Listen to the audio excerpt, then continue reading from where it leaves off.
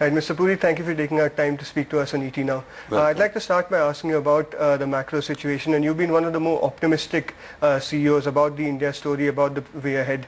Do you think that all the gloom and doom that people have been talking about so far has been really overrated, and what's your sense on the way forward from here? See, I would say I'm cautiously positive. The fact of the matter is, going back to your question, is the gloom and doom a bit much? I think so. We have a tendency to swing the pendulum too much. When we are great, we'll be the best country in the world in 15 years. And when something goes wrong, we are underground. So I do believe that the gloom and doom has been a bit overdone. That doesn't mean that we don't have issues. Yes, we have issues. We have issues on our GDP growth rate. We have issues on our current account deficit. We have issues on our fiscal. We have issues on our investment. And we have an election coming up. But these things are manageable. Going forward, do you think that the momentum that seems to be building up will be sustained, and is there some kind of optimism that should be really building in going from here? I think it will be better from here. I think, and let me give you the reasons. Do you think we've had a good monsoon? Yep. So God is on our side? Totally. So long we have survived on that only. So balance models we'll sort out. So if we had 4.4, people were thinking it will be, pessimistically that it will be below 4.4.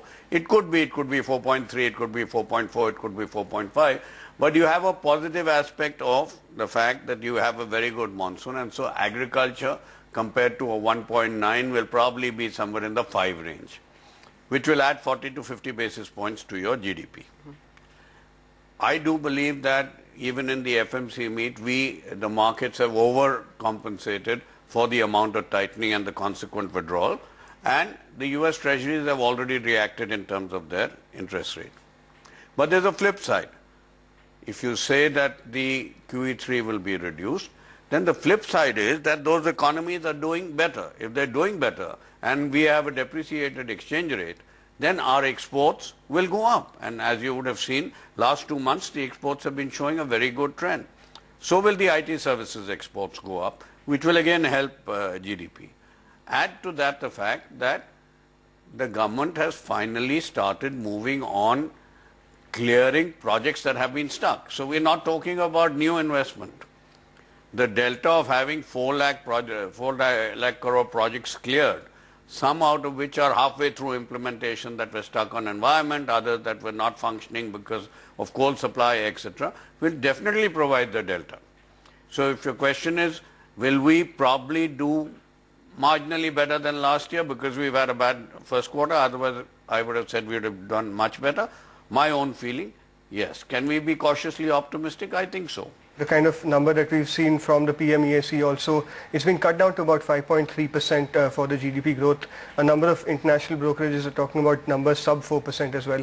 What's your sense on a realistic kind of number we can look forward for in terms of GDP? See, I'll tell you, when it was cut down, maybe the original estimate was optimistic to begin with.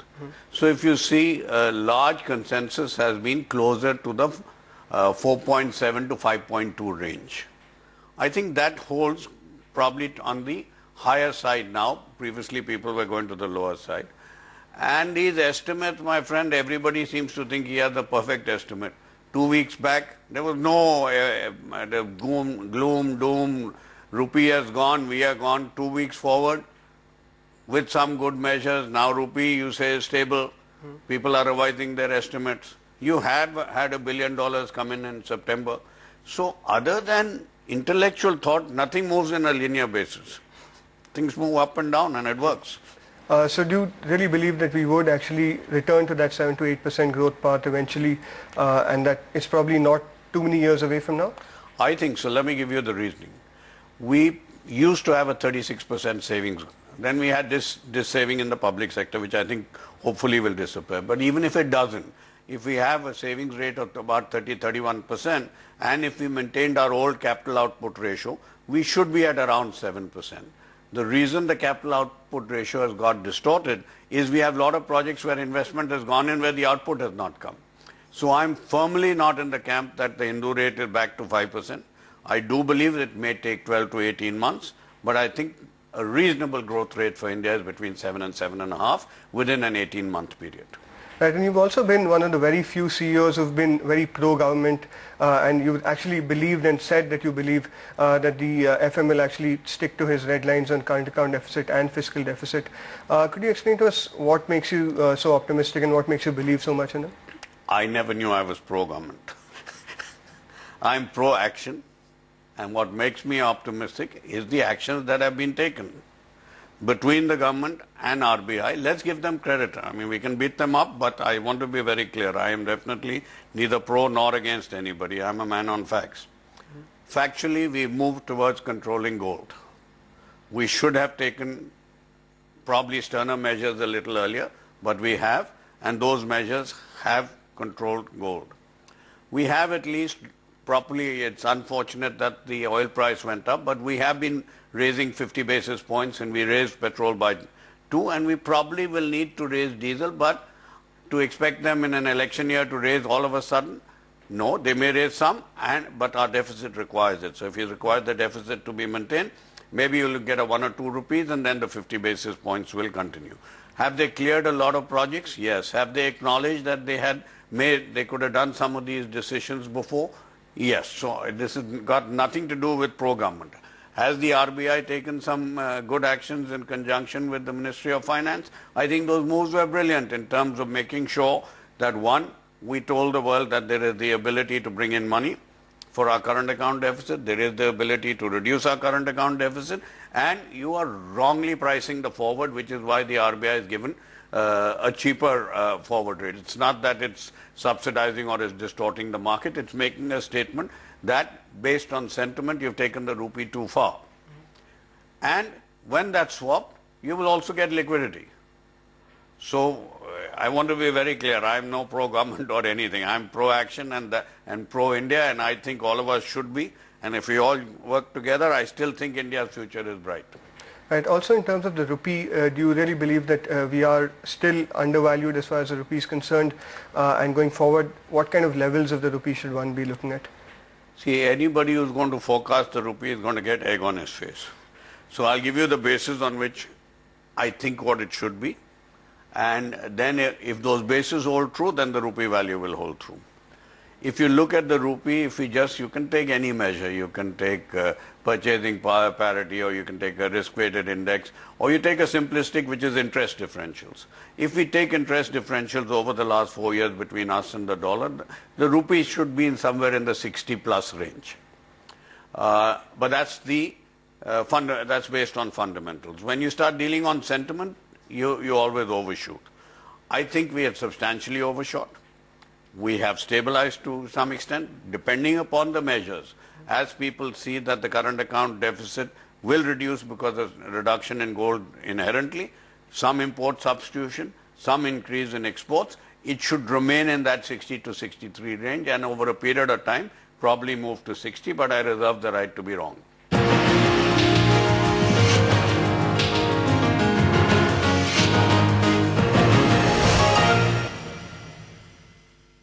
In terms of the current account deficit, like you said, there have been a lot of structural measures that have been taken, but the fact remains that we're still relying a lot on international finances to finance basically the deficit. Just like to understand, how worrying is this fact, and do you think that there is really a scope of finding a sustainable solution to this? That's a lot of questions. Okay, let me try. Now, if you look at the current account deficit, we got spooked when we got unbelievable imports of gold, and it went way beyond $10 billion. We've cut the gold imports. Those will remain cut.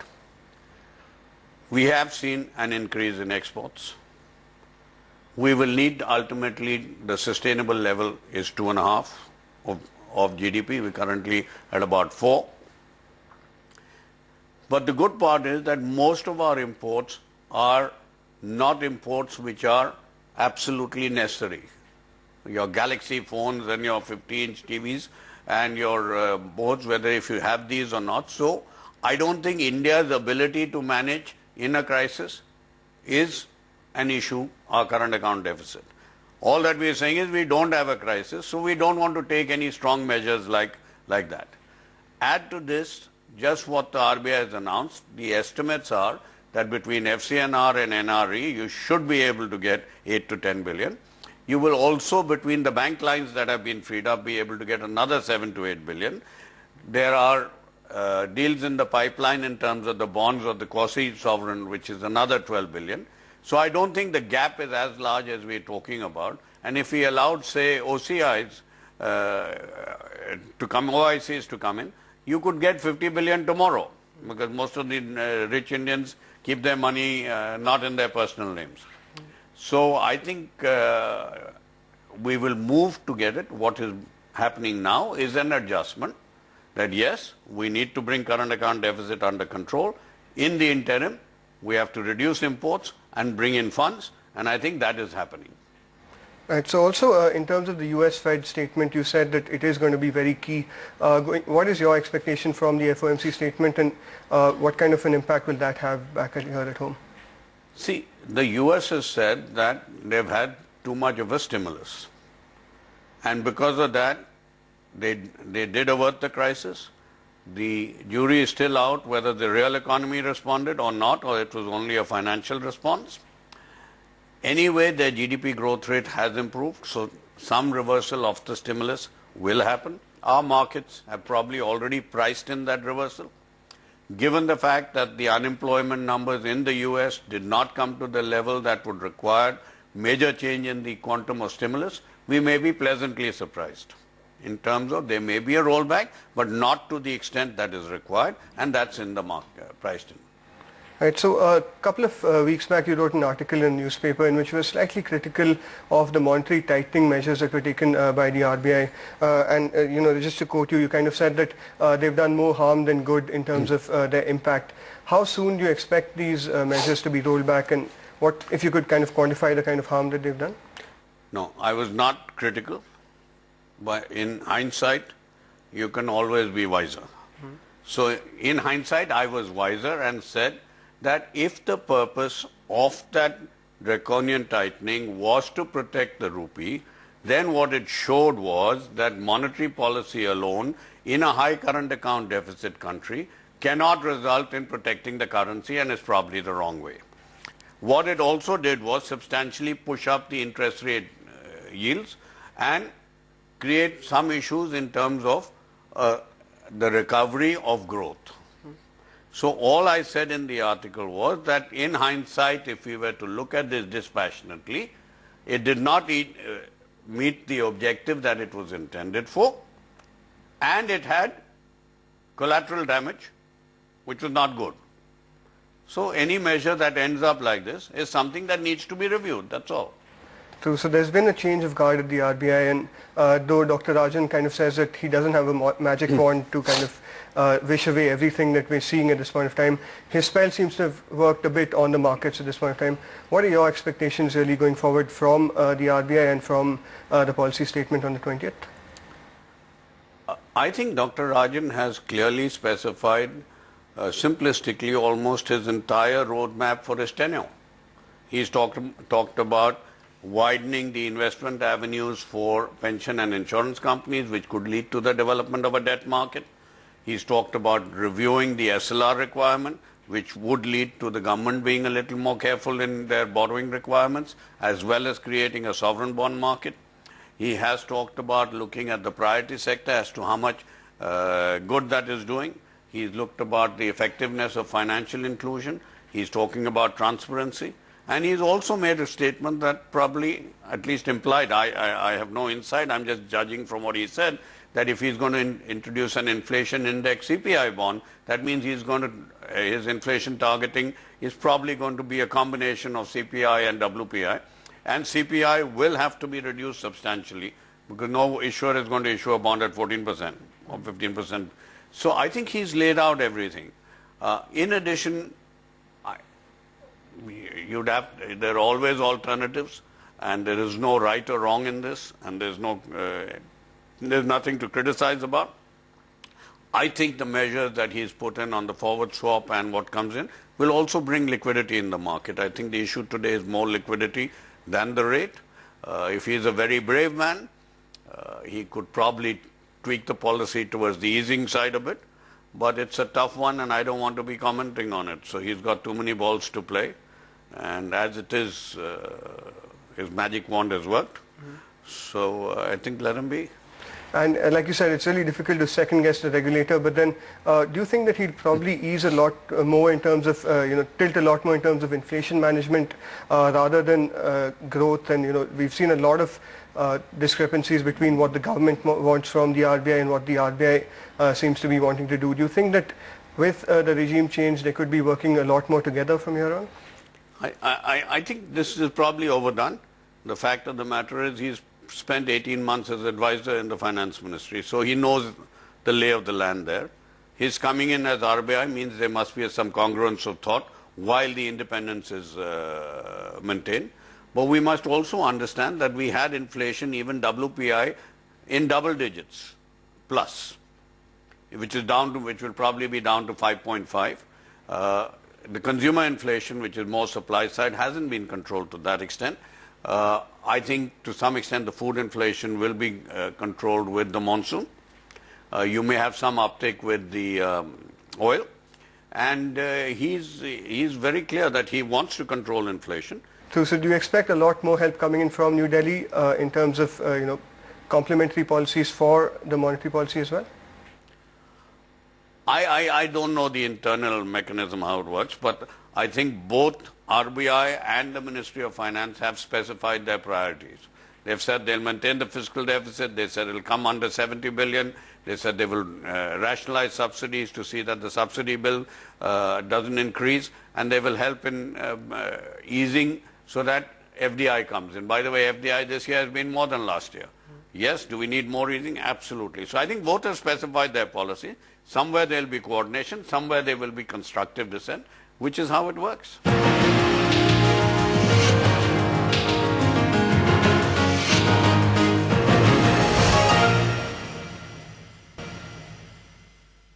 All of the optimism aside, we've seen cost of funds for banks really go up, and a number of them have actually raised their rates as well.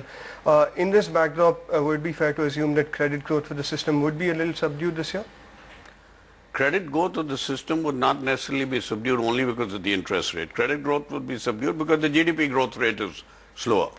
So yes, it would be, there was a blip that may be because of subsidy oil demand, etc., or wherever. So that 17% was a blip, but in the 14%, is just listening to everybody, somewhere in the 14-15% range seems to be reasonable. And as far as HDFC Bank is concerned, what kind of growth would you all be looking at for this year? See, we are quoted this thing, so we can't give forward-looking statements. But let us say that our basic premise that we've always said, that we grow at real GDP into 3. That's what the system would normally grow at. And over and above that, based on our expansion into semi-urban and rural areas, as well as gain in market share, we grow between 4 to 6% higher than that. That parameter hasn't changed. Right. So, another issue that's been a very key issue as far as the banking sector is concerned has been asset quality. And though your bank, of course, has miraculously managed to completely buck the trend as far as worsening asset quality is concerned, I'd just like to get your comment on the entire industry. Do you think that asset quality concerns are still overdone? And going forward, what's the situation at your bank looking like? First, let's get our bank out of the way. As far as we are concerned, we do feel that our asset quality in terms of, we have gross NPAs of about 1.03 and net of about 0.2. We hardly have a restructured book of 0.3, out of which 0.2 is already classified as NPA. So we are not seeing any major deterioration of significance or any significant deterioration that has to be mentioned. The portfolios have held up well, and we are very happy with our asset quality. A lot of the projects that are being talked about, we are not involved in, as you would know. Now, as far as the system as a whole is concerned, again, we must understand that the economy has slowed down over a 2.5, 3-year period. So the absorption of the system of the slowdown from 8.5 to 5 is already there in the bank balance sheets. The only issue really that concerns people is the restructuring. Now, the restructuring, if it is properly executed, just reflects change in economic conditions and maybe a matching of the cash flow, which probably could have been an 8% growth rate. If it's going to be a 6% growth rate, you need extended terms. But if there's been any restructuring that is forced, then that tends to be NPA. But if you look at most of the restructured assets that have come up or are likely to come up, these are related to projects where there are extraneous factors preventing their getting into functioning. But are they good projects? Yes. So will there be some slippage from restructured to NPL? Yes. But are all restructured assets NPL? I think that's totally wrong. Will somewhere between 15 and 20% move to NPL? Possibly. How much of that will be lost? I think that would probably be half of that. Has the banking system in India got the capability to absorb it? This answer is yes. So is there any systemic risk? No. Are we continue to be one of the stronger banking systems in the world? Yes. Right. And also, a question which almost every analyst and increasingly almost every banker has is, how have you all managed to stay away from a lot of troubled assets? Is it your focus on retail, or do you kind of have this dynamic focus on which projects you all should be investing in, which you shouldn't be investing in? If you could just give our viewers a little bit of a tip in terms of what they could be looking at. Our primary statement is this money doesn't belong to us. We are a trust.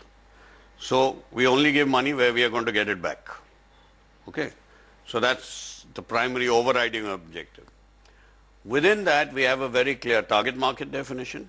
We have a definition in terms of our credit models on the leverage we'd like to take and the kind of risks that we'd like to take, and we haven't deviated from that.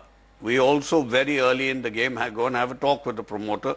If we see trouble brewing and if we have a difference in opinion, we part company. So I would say it's a good target market. It's good credit models. It's being very clear that we must get our money back. We are in the lending business with money to be returned, not to be distributed for consumption.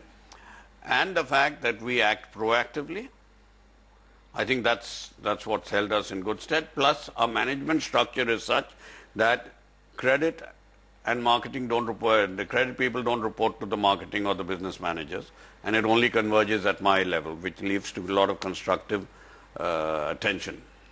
Right. So it's been about 5 years since you all acquired Centurion Bank of Punjab, and of course you all have a good history of acquiring a number of banks over the past few years.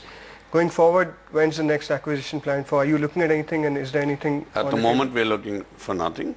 Given the size that we have, then the growth and the amount of additional capacity, 1,200 branches we've opened in the last 2 years. Acquisition for us would be nice, but is not a necessity.